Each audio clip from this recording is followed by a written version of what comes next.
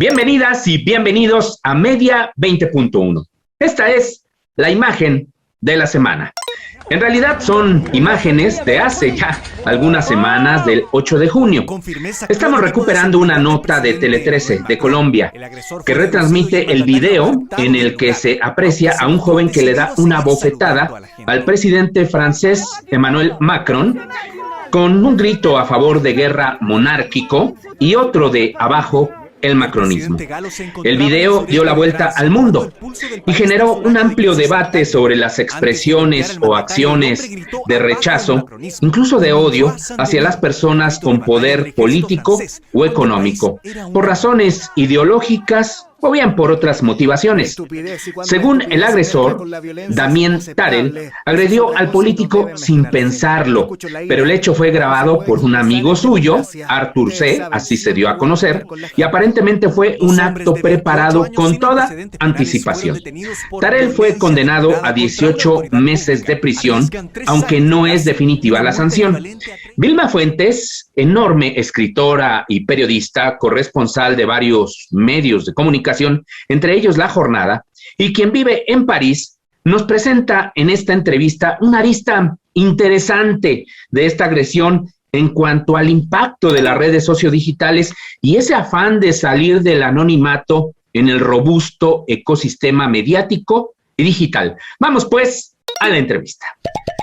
Vilma Fuentes, periodista y escritora, qué honor que nos acompañe en Media 20.1. Muchas gracias por invitarme, de veras, muchas gracias.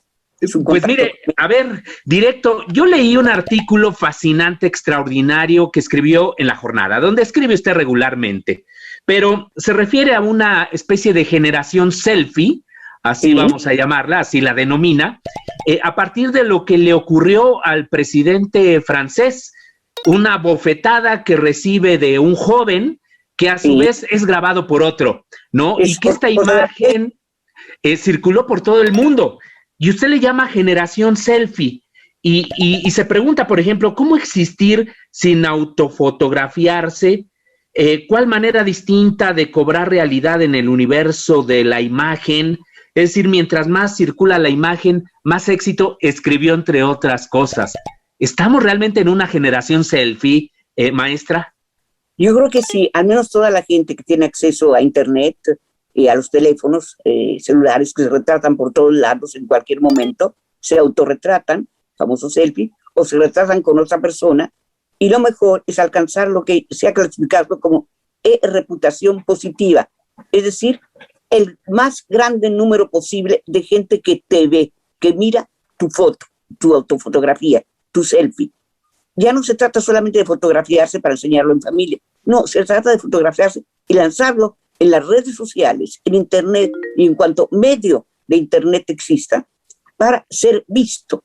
Es decir, la imagen que viene de la palabra imago, que es máscara fúnebre, es muy curioso si se analiza la etimología imago, máscara fúnebre, es decir, esa máscara que se hacía a la gente rica, que se hace cuando después de su muerte, para permanecer. Es decir, que estamos enviando la imagen en vivo como un desafío a la muerte. Hay mucho aquí de cosas que se pueden reflexionar, sobre todo con esa pandemia, que les ha evitado fotografiarse a muchos por la misma máscara, pero que se la quitan rápido y se la vuelven a poner para la fotografía. Y ¿qué es la imagen, no? Platón decía que es el reflejo que se aparece en el agua o en una superficie opaca y pulida, y que se da como representación de cada uno. Y esa imagen parece ser la nueva realidad de la persona. Es más importante ya la imagen que la persona misma, su apariencia, que la esencia, digamos. Ahora, pero en el caso que usted relata en este gran artículo de lo que ocurrió allá en Francia, pareciera pues de que es no solo un fenómeno pues generacional, sino que en ocasiones se vincula con la política, como nos damos cuenta aquí. Es decir, ¿hay reivindicación, por ejemplo, en esta bofetada, o es simplemente por el hecho de destacar, pues en este mundo de la imagen, de Internet? Yo creo que hay una reivindicación, o que hay una protesta bastante fuerte en estos momentos en Francia, pero también es el deseo de fotografiarse con alguien poderoso, conocido, que es lo que da el mayor número de gente que te ve. Y en ese sentido, porque los políticos es la imagen y la comunicación. La gente que se autorretrata es casi la imagen, más que, claro, la reputación viene con la imagen, pero no tanto como la comunicación, que la imagen es la representación de uno mismo, mental y física o mental. Y se trata de aparecer lo más posible, de ser visto lo más posible y de dar una buena presentación de sí mismo, la que uno cree su ideal. Y como los ideales ahora son cánones, estereotipos, la gente se parece muchísimo, sobre todo en las fotografías. Claro. Hay una uniformidad que se vuelve monotonía.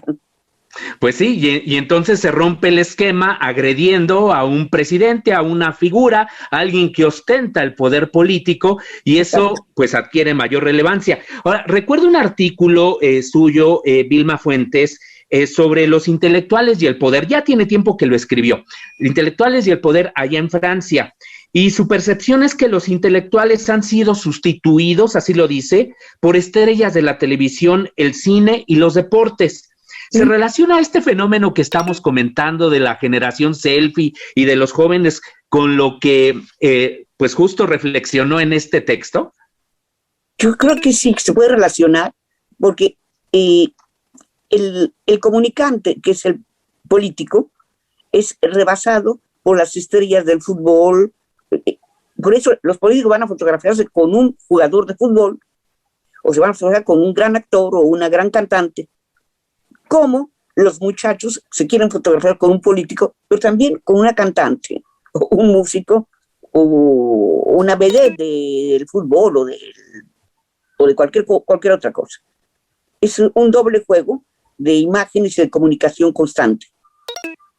Ya, correcto. Ahora, ¿qué tan parecidas ve usted a las juventudes? Porque han de saber que Vilma Fuentes nos está dando esta entrevista desde París, desde Francia, donde lleva a cabo la corresponsalía de varios medios y donde también sigue escribiendo. Esos más adelante quisiera preguntarle, pero ¿qué tan parecidas son las juventudes allá en París a las de México, que usted conoce también? Mira, yo creo que la juventud que se parece es la que, en este sentido del selfie, es la que tiene acceso a Internet. Y aquí es casi general el acceso a Internet de teléfonos. Claro, hay excepciones, por eso fue el problema con la pandemia, de la gente que debía estudiar por teletrabajo, ¿no? Porque hay gente que no tiene acceso todavía a Internet, a computadoras y a todo ese mundo. Lo que pasa también en México. Las personas, los muchachos, muchachas, hombres, adultos, incluso adolescentes, con acceso, son todavía una minoría, creo, en México, y ya una gran mayoría, pero con excepciones, en Francia. Sí, pues en ese sentido, pues sí llegan a parecerse, ¿no? Sí, definitivamente. Son muy, muy parecidos. ¿Y esto a qué se deberá, oiga? A una... sí, porque es no solo el acceso a la tecnología, finalmente uno le da los diferentes usos. ¿Hay alguna crisis, digamos, de identidad, de valores, cómo lo aprecia usted? Mira, yo vi este fenómeno aparecer con la televisión ya hace muchos años, antes incluso Internet. La gente, por ejemplo, una persona escribía un libro, no por escribir un libro, sino por pasar, con el fin de pasar en la televisión un programa literario. Fíjate cómo la cosa se transforma. Por eso toma una foto y lo importante es la puesta en escena, más que el suceso, más que la, ¿cómo te diré? Más que la realidad, ¿sí? Uh-huh. Y la televisión empezó con ese poder casi como mágico, que atraía a la gente que quería pasar en las cámaras para ser visto. Se trata de ser visto, no de ver, sino de ser visto. Me ven, ¿Sí? luego existo. No es pienso, luego existo. Como si no me ven, luego existo. Me ven muchísimo, más existo, más realidad cobro. Es cierto, ¿no? Y para los políticos, por ejemplo, decir que no aparecer en la televisión es como si no existiera uno. Y supongo que también, pues, esto se refleja en otras generaciones. Tenemos que hacer una pausa, Vilma Fuentes, pero después de ella, pues, quisiera retomar lo que está ocurriendo también sobre, pues, otros hechos, pues, no solo, pues, de el autofotografiarse, esta selfie, esta imagen, sino también estos discursos que estamos viendo, en este caso en palabras, en las redes sociodigitales y que pareciera que van sobre este mismo sentido de la notoriedad. Pero de ello platicaremos, si está de acuerdo, después del corte. Sí, muchas gracias. Al contrario, así que por favor, no se vaya.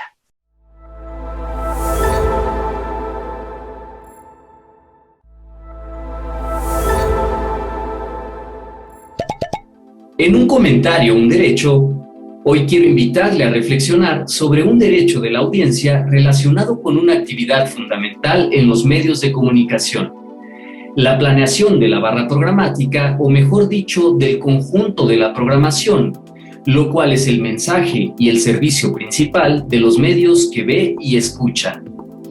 Seguramente cuando usted ve la televisión o escucha la radio, destina un tiempo disponible en su agenda. Observa qué programa o contenido es de su interés y planifica ese tiempo en función de sus actividades semanales y vida cotidiana. Una herramienta para que usted realice esta selección es la carta o pauta programática que su medio de comunicación de preferencia debe poner a su disposición públicamente. Algunos canales o frecuencias lo hacen a través de sus sitios web o de sus redes sociales. Esta carta programática es un contrato con la audiencia y el medio. Es un instrumento que nos ayudará a decidir qué sí quiero disfrutar de esa programación y en qué contenidos no tengo interés o tiempo para destinar. Así tenemos la facultad de elegir, planificar y, en consecuencia, ver o escuchar aquel contenido que nos permita atender una necesidad informativa, cultural, educativa o de entretenimiento. A continuación, enuncio el derecho al que usted debe exigir cabal cumplimiento. En los servicios radiodifundidos, que se respeten los horarios de los programas y que se avise con oportunidad los cambios a la misma y se incluyan avisos parentales. Artículo 256 de la Ley Federal de Telecomunicaciones y Radiodifusión.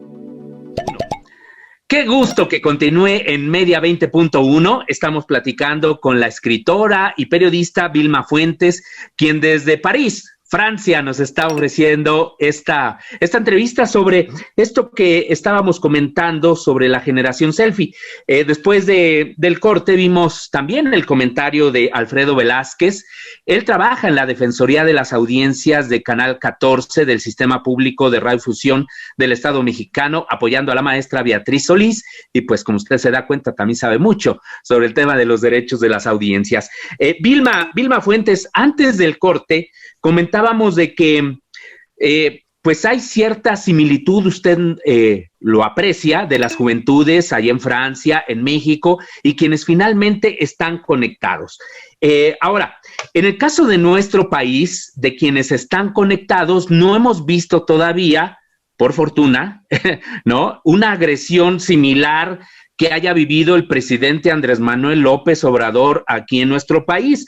Pero no dudaría que muchas personas, pues sobre todo por algún tipo de reforma estructural que haya afectado sus intereses, quisiera hacerlo.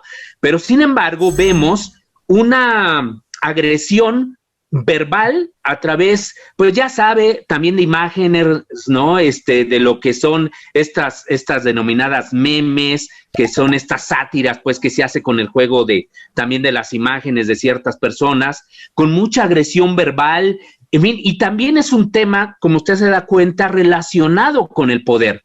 ¿Cómo ve usted la situación de lo que está ocurriendo en el caso de México? Bueno, espero desde luego que no se imite lo que sucede en Francia, que no cunda una especie de imitaciones de violencia física para fotografiarse. Nada más un paréntesis, antes de responder a su pregunta sobre el poder, quisiera recordar que hay dos grandes poetas, Henri Michaud y, espera un ratito, un francés, que nunca se dejó fotografiar. Decía que no iba a salir a la calle y que lo reconocieran, o para no hablar de ciertas tradiciones indígenas que no querían ser fotografiados para que no les robaran el alma. En México, por ejemplo, Gabriel Said se niega a ser fotografiado. Sí, así es. Gabriel Said, sí, por supuesto. E incluso ha presentado hasta demandas porque no quiere, y quien lo ha hecho en alguna ocasión terminó incluso perdiendo, que yo recuerde, esa demanda porque él cuida mucho su imagen. Son excepciones, por cierto, de la regla. Es gente muy... son de veras excepciones como Henri Michaud, Said o René Char, el poeta René Char, que no aceptan ser fotografiados de ninguna manera, no les interesa esa captación de su imagen, de su apariencia. Bueno, volviendo a su pregunta con respecto al poder. Lo importante para el poder es la comunicación. Por eso son los famosos comunicantes, al menos en Francia. Se sabe que en el Eliseo, en el Palacio del Eliseo, residencia del presidente francés, hay alrededor de 5,000 comunicantes. Wow. Gente que está nada más preocupada de calcular qué efecto va a producir una frase, una foto, un gesto. Y como hay debates y discusiones terribles alrededor de cada gesto, pues cada rato, meten la pata. Entonces, sí, eso es como boomerang, se regresa. Y la imagen, la reputación, la fuerza de la reputación, qué imagen dar, de qué se trata. Y la imagen no solo física, mental, ser poderoso, ser sereno, ser pacífico, las famosas frases como la generación Mitterrand, que era la tranquilidad. Cada uno busca su digamos, su manera de aparecer. Ahora, pero lo que le preguntaba, es decir, ahora lo que vemos es mucha agresión en las redes sociodigitales, por ejemplo, Twitter, Facebook, sí. No solo a los políticos, sino también a las figuras. Bueno, para no ir más lejos, hace un par de días veo, por ejemplo, en Twitter, hay una artista, pues sí, del mundo del espectáculo, que se llama Ninel Conde. Bueno, se la estaban acabando por una serie de cirugías que se hizo, en fin, y se utiliza una enorme violencia verbal. ¿Qué es lo que está pasando en este fenómeno? ¿Cómo lo vio usted? Yo creo que aprovechan las redes sociales para desahogarse, traen una violencia enorme, un resentimiento, y una impotencia también, que necesitan sacar. Y las redes sociales, internet, etcétera, les permite sacar esa violencia. Y ahí sí se desahogan. Y esperemos que gracias a ese desahogo verbal o de imágenes no pasen a la verdadera violencia física, ¿verdad? Ese es un tema interesante, ¿eh? Claro. Sí, la persona que insulta, perro que ladra no muere. ¿Sí? Entonces, mejor que griten a que se lancen contra esta pobre cantante o aquel futbolista o tal político. En fin. Bueno, pues ojalá sí sea. Desafortunadamente, hemos visto que en otros países, sí, el incentivo que se da en las redes sociodigitales, por ejemplo, sí repercute socialmente y, por supuesto, en acciones muy claras de violencia hacia determinados grupos de personas. Sí, por ejemplo, se aprovechan de las redes sociales, no solo para destacar su violencia, también para hacer reuniones, tanto, como diré, prohibidas en estos momentos por la cosa de la pandemia, en donde se bailan y gritan y beben sin máscaras, muchos jóvenes que ya no soportan el confinamiento, ya estamos en desconfinamiento, pero también aprovechan las redes para lanzar su violencia, Luis, para, como te digo, para desahogarse, para descargarse. Sí, pues mejor que sea por esa vía y no por otra. Vilma Fuentes, ya casi se nos termina el tiempo, pero no quiero dejar de hacerle dos preguntas. Sí. Una es, ¿cómo vio usted, por ejemplo, la cobertura de los medios hasta de violencia que recibió el presidente Macron. Es decir, lo celebraron, lo denostaron. ¿Cómo lo abordaron los medios franceses? La clase política y los politólogos, expertos y demás, desde luego protestaron porque era una agresión no contra Macron, sino contra la figura presidencial, que es así desacralizada. Sino la gente en la calle hacía bromas, ¿sí? Aprovechaban para hacer una broma sobre la cachetada y demás. Y bueno, cuando los políticos son agredidos a través de los medios, tratan de responder con un lenguaje que se llama los elementos del lenguaje, de memoria, aprendidos así. Es decir, en lugar de decir, estamos en plena crisis, ya estamos saliendo de la crisis. ¿Sí? Los sondeos están muy mal para mí. Los sondeos apuntan hacia arriba. Todos esos elementos del lenguaje que se utilizan, los políticos por sus comunicadores. Todo un lenguaje aprendido, aquí le llaman langue de bois, lengua de madera, porque suena falso. Claro. Bueno, al menos hubo pues cierta mesura por parte de los medios. ¿Quién sabe qué sucedería en México si se diera alguna situación así? Pero bueno, yo creo que en general los medios, pues evidentemente mal harían si celebran este tipo de agresiones, ¿no? Aunque utilicen mucha violencia verbal, pues ya en tipo de agresión física sí sería algo que todo mundo rechazaría, supongo, ¿no, Vilma? Yo creo que sí, porque si no, ¿a dónde se va? Oiga, Vilma, dígame usted ya para cerrar el programa, ¿qué obra está preparando? Porque le fue muy, muy bien con una obra que presentó que hace 2-3 años, Calzada de los Misterios. ¿Qué viene? ¿Qué viene para usted? Acabo de terminar una novela, estoy corrigiendo en estos momentos y siendo leída por mi hija Tania, que es una muy buena lectora, a quien le pedí, dime simplemente si te entretiene o si te aburre. Atrapa al lector. Y es una novela de un jugador supersticioso. Es decir, no tiene que ver ni con narcos, ni con feminicidio, ni nada de eso. No, al contrario, es un hombre muy rico, pero completamente enloquecido. Porque si el poder vuelve loco, el dinero también. ¿Y va a estar lista para este año o para el próximo? Mucho eso ya depende del editor, ¿eh? Vamos a ver. Ya. Yo la termino y veo que con qué editor, tengo que encontrar un editor que me distribuya sobre todo. Claro, pues estaremos muy atentos, Vilma, y por lo pronto pues yo le invito a la audiencia de TV UNAM a que no deje de leer a Vilma Fuentes en el periódico La Jornada, que escribe ¿qué días de la semana, Vilma? No tengo día fijo. Va variando. Sí, me pasan cuando hay espacio, es decir, hay 3 artículos obligados por mes en la sección Cultura y uno en el suplemento de la jornada semanal. Bueno, pues de todas maneras, allí está la invitación, no se pierda. A Vilma Fuentes, muchísimas gracias por esta entrevista, por sus reflexiones, por darnos luz sobre estos temas. Gracias a usted, al contrario, muchísimas gracias. Y muchísimas gracias a usted. Hasta la próxima semana.